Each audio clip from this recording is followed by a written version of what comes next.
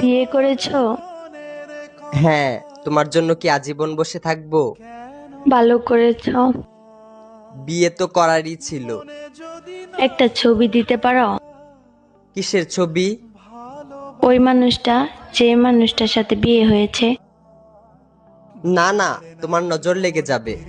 না না না, আমি নজর লাগাবো না, একবার দেখেই ডিলিট করে দিব। না, আমার তোমার উপর ভরসা নেই। আমি ওর উপর কারো নজর লাগতে দেই না।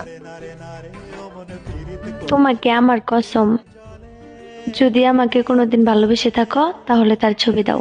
যে আখি জলে ওরে মন প্রেমের ব্যথায় বুকের খাতায় এইটা তো আমার ছবি।